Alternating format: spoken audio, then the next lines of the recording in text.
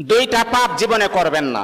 দুইটা এমন পাপ রয়েছে জীবনে করার চেষ্টা করবেন, আজকে থেকে আপনারা প্রমিস করবেন এই দুইটা পাপ আমরা কখনো করব না। আপনি নামাজ পড়েন নাই, আল্লাহ তাআলার যদি দয়া হয়ে যায় তাহলে আপনাকে মাফ করে দিবেন।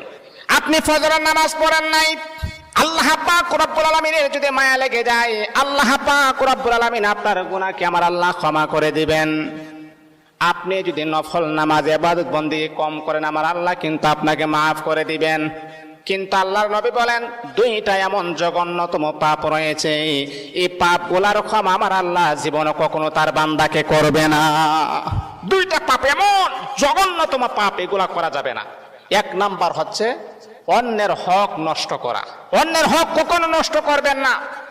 আজকে নিজের ভাই বোনের হক নষ্ট করে দেয়, অন্যের হক নষ্ট করা যাবে না। দুই নাম্বার হচ্ছে আল্লাহ পাক রব্বুল আলামিনের সাথে শিরিক করা। যদি কোনো বান্দা আল্লাহ পাকের সাথে শিরিক করেন, আমার আল্লাহ